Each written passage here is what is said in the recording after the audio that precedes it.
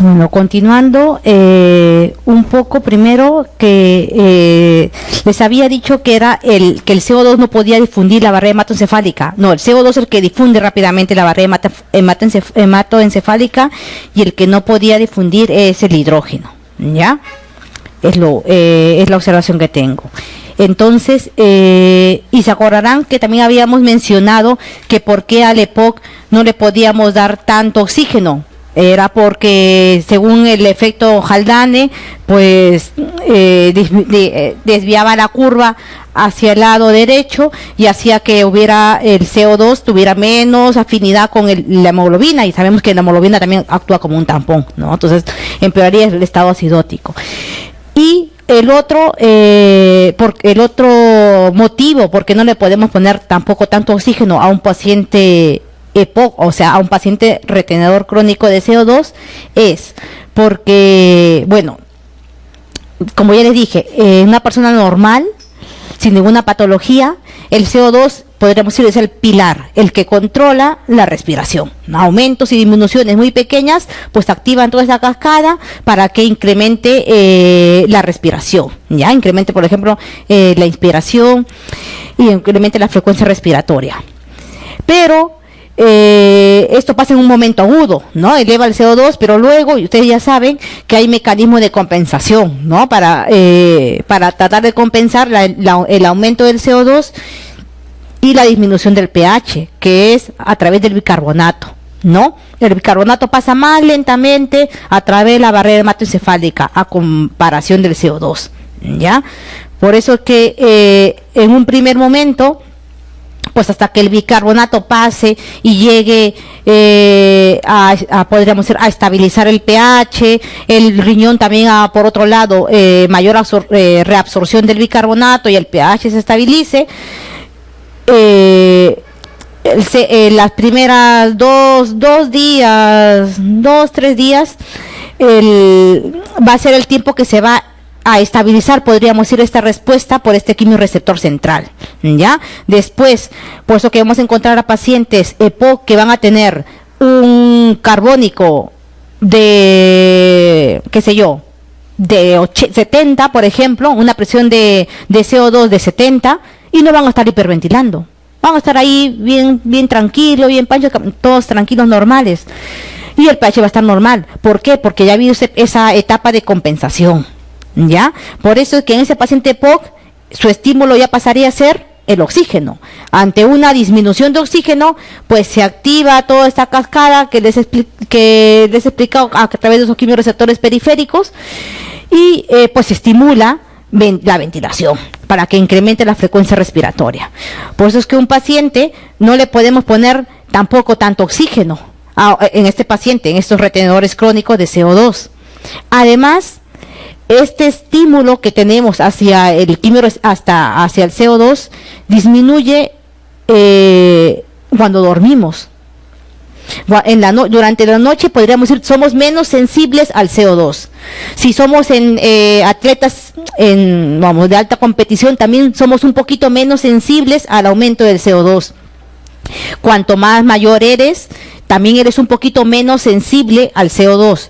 Es por eso que típico es encontrarte en una guardia que el paciente EPOC justo se te pone malo a las 3 de la mañana. ¿Por qué? Porque el enferme o cualquier personal ve el oxígeno lo tiene bajo, pues se lo subimos a tope. Ya sabemos que por durante la noche pues va a hipoventilar más. Encima le pongo más oxígeno y ya, catapult, comenzaste con carbónico de 60 y lo tienes luego en 100, que no reacciona. Y esto habitualmente es muy frecuente encontrárselo en las guardias. Entonces, es por esto, porque también, como le dije, este paciente retenedor, pues durante la noche es menos aún sensible al CO2. Y encima, si le pongo más oxígeno, ya la termino lo hago insuficiente respiratorio, asistencia mecánica y el pobrecito está ahí, termina en la UBI. Pero esto es lo que suele pasar. ¿ya? Y es muy frecuente, y a pesar, pues, ya saben bien el control de la respiración, entonces ya saben por qué no hacer esas cosas, por esto que es fundamental, saber un poco de fisiología. Ahora, como les había dado un poquito de preámbulo, vamos a comenzar con la farmacología. Se acordarán que les dije también de que ¿cómo se llama? De la resistencia vascular periférica teníamos tanto agentes vasoconstrictores y vasodilatadores, ¿no?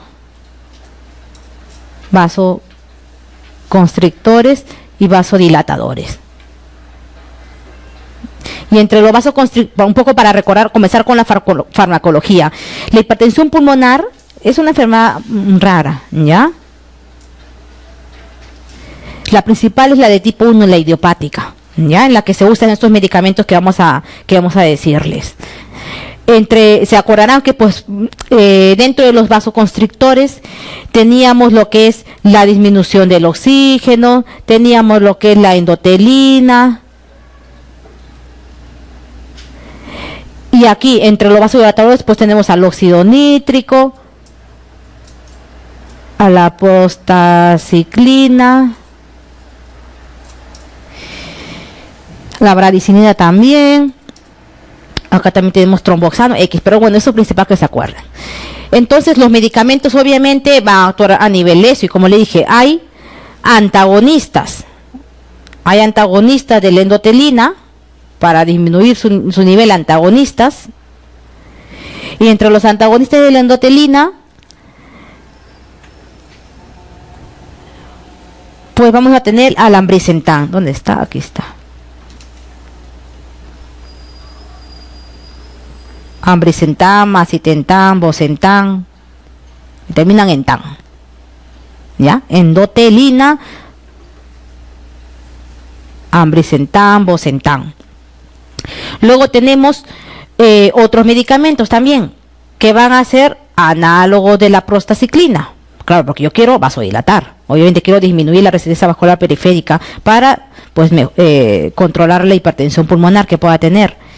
Entonces, como análogo de la prostaciclina, vamos a tener, por ejemplo, al teprostinil, al epoprostenol, por ejemplo, epoprostenol, teprostinil.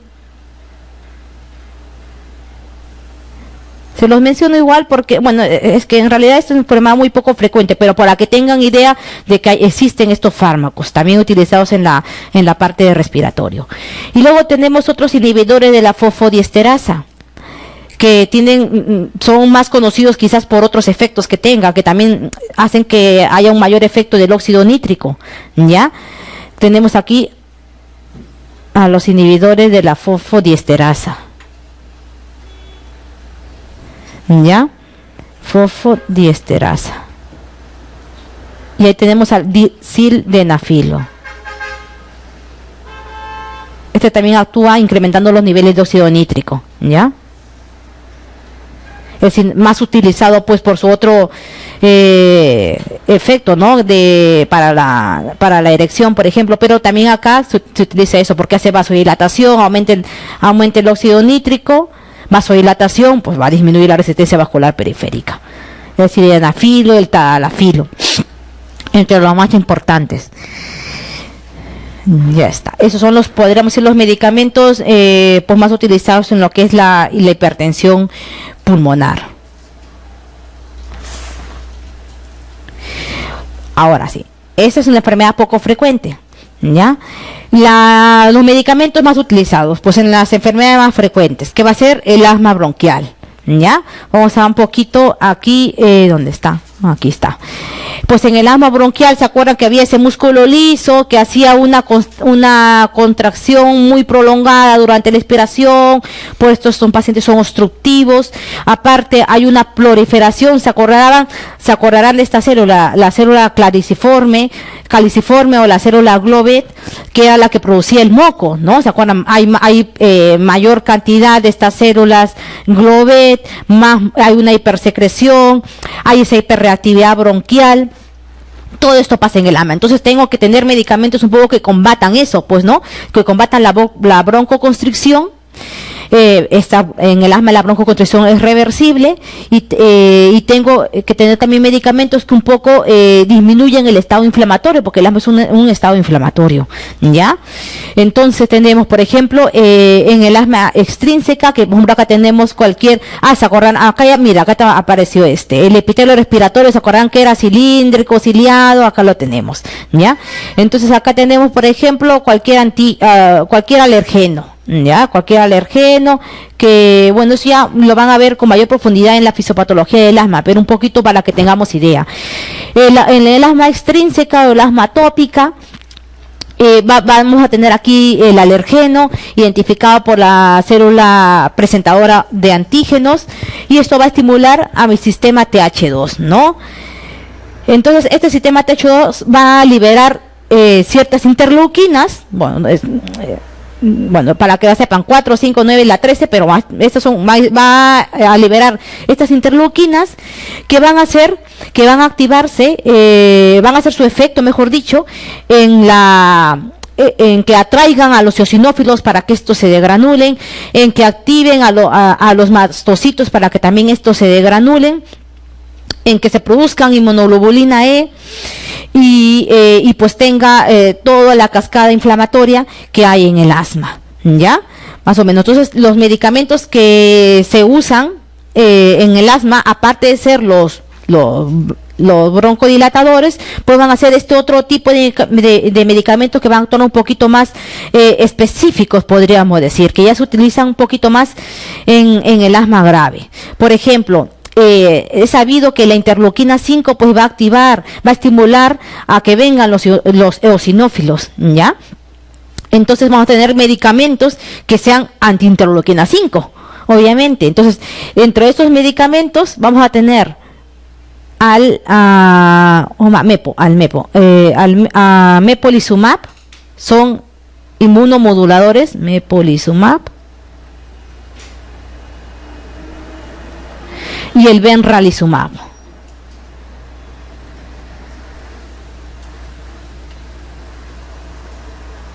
¿Ya?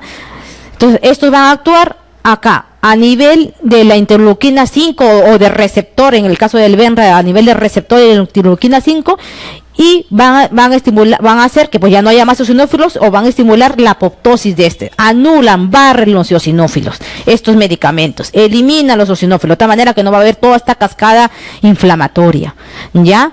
Además, cuando uno tiene, por ejemplo, en el ataque del asma, que el mastocito es el que primero reacciona en el ataque del asma agudo, va a haber otros medicamentos que van a bloquear la degranulación de este mastocito, que va a ser el cromoglicato. Pero este medicamento prácticamente no se usa, porque tiene un efecto muy débil, cromoglicato. Bueno, porque lo sepan que existe, ¿ya? Pero prácticamente este medicamento no se usa, ¿ya? Aunque sabemos que el mastocito pues en la fase aguda del ataque asmático pues se desgranula y todo eso, pero una vez que el bronquio esté cerrado, pues el cromoglicato no te lo va a abrir, así que esto no se usa en una crisis aguda, pero que sepan que existe este medicamento, poco usado porque su efecto también para evitar o bloquear la degranulación también es débil y poco duradero. Pero bueno, lo tenemos ahí, ¿ya? Luego tenemos otros medicamentos. Como le dije, van a haber estas interleuquinas E que se van a unir a los mastocitos, y pues más que viene la célula presentadora de antígeno, pues lo estimula y todo esto. Va a haber, obviamente, entonces anticuerpos anti esa inmunoglobulina E. En este caso vamos a tener alomalizumab, también un anticuerpo monoclonal, ¿ya? Y en el caso de, acá tenemos, en el caso de también, si el mastocito se ha liberado, pues ahí libera leucotrienos. También vamos a tener un antagonista de receptor de los leucotrienos para que no tenga ese efecto de inflamatorio. Entonces acá vamos a tener un medicamento que es muy conocido y es muy utilizado especialmente en los niños, y algunos lo habrán escuchado en clase de pediatría, que es el Montelukast, ¿ya? Montelukast. Entonces recordar que tenemos medicamentos anti-interleuquina 5, tenemos medicamentos que van a atacar a ese inmunoglobulina E, y tenemos medicamentos que van a ir contra el receptor de leucotrienos. ¿Ya? Estos son, podríamos decir, medicamentos que se usan para el control, ¿ya? Para el control de asma, para que no esté en un estado inflamatorio continuo el pobre asmático, ¿ya?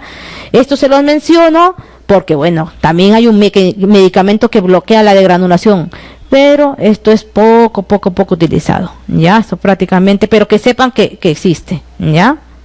Estos son más de uso en un asma, es más que uso para el control, porque ven que ninguno de ellos va a abrir el bronquio, ¿ya? Estos más que todo son para el control del asma, ¿ya? Para la prevención también de recaídas, los que se agudizan mucho, o el asma grave, el asma de difícil control, ¿ya? Que sepan que existen estos otros medicamentos que son inyectables. Estos tres son inyectables y este es por vía oral, ¿ya? Esta se prendió, ya. Pero ya tenemos al paciente, pero si yo le doy eso al paciente, pues no lo voy a sacar de la crisis asmática en el estado agudo.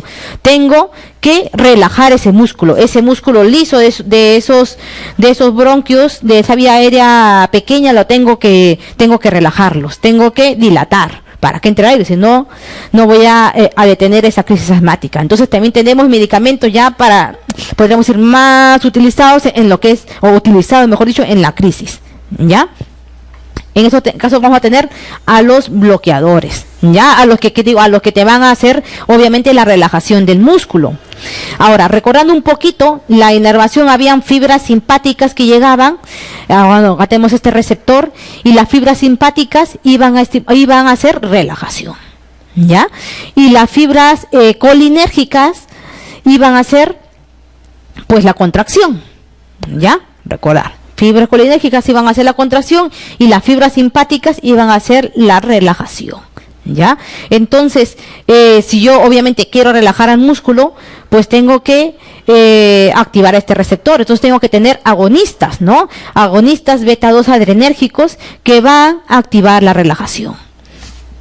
Y si por el otro lado, por la otra vía, también quiero detener esa contracción, tengo que tener entonces antagonistas de estos receptores muscarínicos, de estos receptores de las fibras colinérgicas, ¿ya? Que estos son los receptores M3. Tengo que tener, ¿cómo se llama? Antagonistas de estos receptores. Entonces, ¿para qué? Para que obviamente se detenga la contracción y se favorezca la relajación. Esto utilizado en la etapa aguda. Aparte, también tenemos otros medicamentos que van a ser, que son inhibidores de la fosfodiesterasa, que van a hacer que pues esta vía del AMP cíclico no se va a degradar, sino va a prolongar la relajación, va a hacer relajación, y además van a tener un papel, estas metilsantinas, este tipo de medicamentos, a nivel del receptor de la adenosina, inhibiendo este receptor de la adenosina, ya, para que obviamente se inhiba la contracción. Entonces vamos a tener beta adrenérgicos, vamos a tener, metilsantinas, y vamos a tener antagonistas de receptores muscarínicos, ¿ya? Dentro de las metilsantinas, pues vamos a tener a la más conocida, ¿no? La teofilina. Esta teofilina tiene un rango terapéutico estrecho, así que por eso hay que estar monitorizando, pues, porque se puede usar por vía oral y también por IV. Hay que estar monitorizando, pues, sus niveles para ajustar la dosis, y eso ya trae pues un problema de ajuste de dosis, un poquito manejo más complicado, ya, pero tenemos esta herramienta terapéutica. Entonces, como tiene un estrecho nivel un estrecho rango terapéutico, pues va a haber fácilmente, se pueden obtener, ¿no? Se pueden llegar a realizar los efectos adversos, que son efectos a nivel del corazón. Te pueden producir arritmias, por ejemplo, convulsiones también, pero bueno, que sepan que estos son los efectos adversos de la teofilina, ¿ya? Rango estrecho terapéutico y por lo tanto un poquito de difícil manejo, porque hay que estar controlando los niveles de este medicamento y haciendo ajuste de dosis, ¿ya? Por una parte tenemos eso. Entonces, por eso nos quedamos con dos más utilizados: los beta-adrenérgicos y los antagonistas de los receptores muscarínicos. Ya, comencemos con los primeros. Aquí están, los beta-2 adrenérgicos. Dentro de los beta-2 adrenérgicos, los beta-2 agonistas, vamos a tener, pues, se van a dividir estos dos en medicamentos de acción corta y de acción prolongada. ¿Ya? De acción corta y de acción prolongada. Entonces tenemos que obviamente si te viene un paciente ahí cerrado, está con sibilantes o ausencia de ruido respiratorio, que también te indica la gravedad de la crisis asmática, tengo que usar obviamente medicamentos de acción rápida, de acción corta, que actúen rápidamente. Y estos medicamentos que van a actuar rápidamente, bueno, ese es su beneficio, actúan rápidamente, pero van a tener una acción corta de medicamento, van a durar unas 4, 6 horas, por lo que tengo que dar varias veces este medicamento si quiero usarlo en todas las 24 horas del día, ¿ya? Entonces, pero estos medicamentos van a tener una acción rápida y van a tener, o sea, actúan rápidamente, pero van a durar poquito.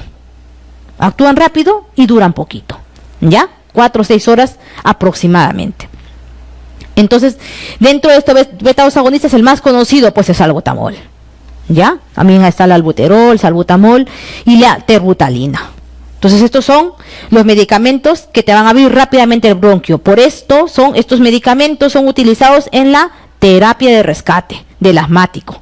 Rápido, abrirlo rápido, llega urgencia, hay que poner esto. Se puede poner esto, mejor dicho, en cuanto, considerando los beta-2 agonistas. ¿Ya? Y luego estos beta-2 agonistas pues tenemos que van a durar más horas, que van a durar hasta 12 horas. Y entre los ejemplos de estos medicamentos que duran hasta 12 horas, que solamente te los tengo que dar 2 veces al día, a diferencia de esto que lo tengo que dar 4 veces al día, vamos a tener al salmeterol y al formoterol. ¿Ya? Salmeterol y formoterol van a tener una acción prolongada. La diferencia de estos dos es que el salmeterol tarde en actuar, ¿ya? Por eso es que estos medicamentos se van a usar más de mantenimiento, obviamente. La diferencia con el formoterol es que el formoterol va a tener un inicio rápido. Por eso es que el formoterol es uno de los medicamentos que también lo voy a utilizar en una terapia de rescate, ¿ya? El formoterol. Esto también lo puedo usar en una terapia de rescate.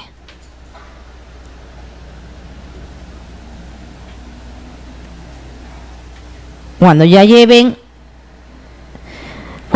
su clase de asma, pues verán, en el asmático pues hay una terapia, que es la terapia SMART, que se utiliza esto, el formoterol, con un solo medicamento, lo controlo todos los días y el paciente le robaron y corrió una maratón para atrapar al ratero y no lo pudo lograr y termina todo el pobre, se encadenó el asma, esta asma del ejercicio, pero llevan a su formoterol, también ahí lo puedo usar hasta que llegue al hospital y bueno, ya se hagan todo lo demás, porque formoterol no hay para nebulizar, solamente hay en el dispositivo inhalatorio, ¿no? En los dispositivos estos, los inhaladores, ya esto sí hay para nebulizar. Entonces, esto es un medicamento que puedo usar en rescate, ¿ya? Entonces, pero en general, los de acción corta actúan rápidamente, pero duran poquito. Acción prolongada, pues actúa más lentamente, pero van a durar más. Por eso es que se van a dar cada 12 horas, en el caso de los anticolinérgicos, cada 24.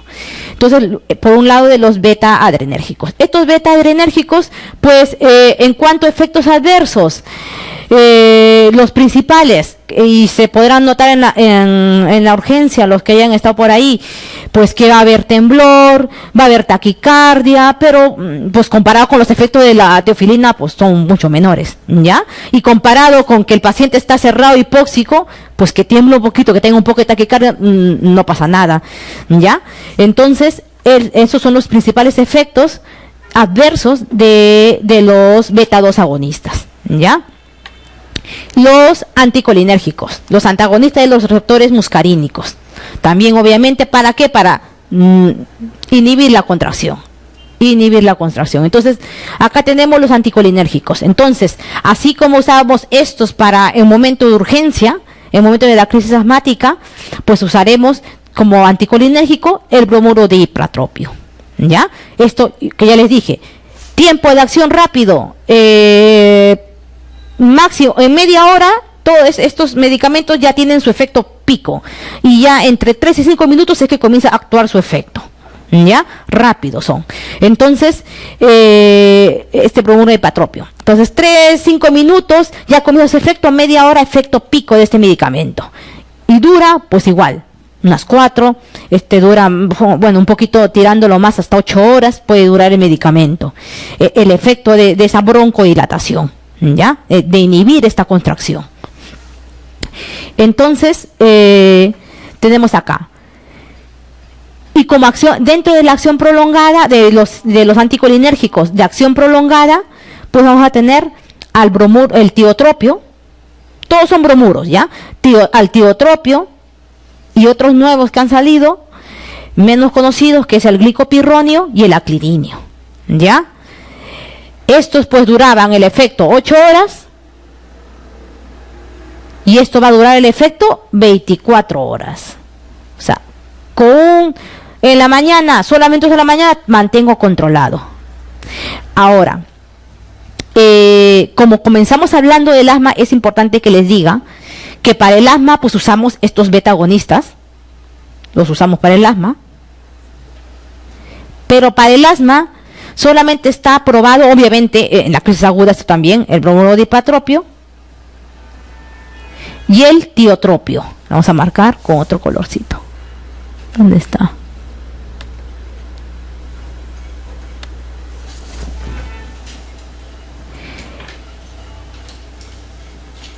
El tiotropio, los beta 2 agonistas y el ipratropio, obviamente estos están, bueno, estos ya son conocidos, pero de los anticolinérgicos solo el bromuro de tiotropio, ya el bromuro de tiotropio está autorizado en el asma, ya. Les digo esto porque también hay otras enfermedades que voy a usar broncodilatadores, ya, que es el EPOC. Pero en el asma solamente el tiotropio, ¿ya? Se puede usar, de acuerdo, bueno, cuando ya vean el tratamiento del asma, si no me equivoco, es en el escalón 3, 4, es que se puede utilizar el tiotropio, ¿ya? Como alternativa. Solo este. Entonces, estos otros, bueno, y estos 3 se pueden utilizar en el EPOC, ¿ya? Entonces, aparte, un poquito recordando un poquito la fisiopatología del asma, les digo eso porque hay preguntas, eso sí me parece ya un poquito ya que te pueden poner, ¿qué sustancias estimulan la broncoconstricción? Ya uno ya sabe, sí, más o menos ya sé cuál es la cascada de inflamación, pues los leucotrienos están ahí, las prostaglandinas, sí, pero la prostaglandina E2 hace relajación, ¿ya? Pero eso ya sería, bueno, es una pregunta ya que no sé, no discrimina, pero de las prostaglandinas, la D2 hace contracción y la E2 hace la relajación. Se los menciono y se los pongo aquí porque, bueno, como ha sido pregunta de residentado médico de los últimos 2 años, que no me equivoco, se los pongo para que lo sepa. Pero cuando ya hagan la clase de asma bronquial, pues se acordarán, le volverán a explicar en la fisiopatología, pero se lo recuerdo acá para que por lo menos se lo digan 2 veces y sepan que la E2, o sea, las prostaglandinas hacen constricción, pero la E2 hace la relajación. Ya, entonces ya repitiéndole esta vez y cuando se lo vuelvan a repetir otra vez se les va a quedar un poco ahí, ¿ya? Entonces, como sabemos, el asma es un estado inflamatorio, ¿no? Es una inflamación crónica con una broncoconstricción reversible. Entonces tenemos que usar antiinflamatorios. Entonces acá tenemos los corticoides, que también son medicamentos utilizados en el asma. ¿Dónde está? Aquí tenemos. Aquí está. Los corticoides. La biodisponibilidad, tanto IV como vía oral, es la misma. O sea, en la crisis asmática, que lo use IV, que lo use vía oral, es la misma. Y las guías te lo dicen, pero obviamente hay la falsa creencia de IV actúa más rápido. No. Actúan se usan en las crisis asmáticas por igual. Es más preferencia usarlo vía oral por los efectos adversos. Obviamente, si utilizo corticoides por IV, voy a tener mayores efectos adversos a que los utilizo por vía oral. Excepto, se prefiere la IV en los casos de que el paciente tenga que ir a UVI, obviamente, o que no pueda pasar los alimentos, qué sé yo, que esté una crisis grave, pero esas crisis graves son más tributarios de UVI, y es ahí que utilizan la vía IV. Pero que sepan que la biodisponibilidad para la crisis asmática de esos corticoides, pues da igual que lo pongas IV o da igual que lo pongas por vía oral, ¿ya? Entonces, estos se utilizan los corticoides, pues la hidrocortisona, saben que es la presentación IV, y la vía oral, pues tenemos la prednisona principalmente, ¿ya? O metilprednisolona, también también se utiliza, metilprednisolona o la prednisona, y IV la hidrocortisona, ¿ya? A ver, entonces tenemos aquí, aparte de los corticoides de hacer un efecto de antiinflamatorio, obviamente, por ahí también se postula teorías que puede modular un poquito las fibras nerviosas. Por eso es que también lo ponemos de inicio, porque te dirán, no, si va a ir para la inflamación, entonces no me importa si de inicio no pongo los corticoides. Pues no, también se ha visto que tiene papel un poco modulador en lo que son las fibras nerviosas, ya el músculo liso de esta vía respiratoria, ya.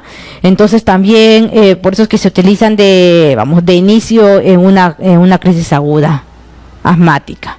Entonces ya tenemos los medicamentos más utilizados, o los medicamentos utilizados en el asma, tanto en el control, que fue la primera diapositiva, medicamentos podríamos decir un poco más específicos, pero que no solamente también se utilizan en el asma, sino también estos medicamentos ¿dónde está?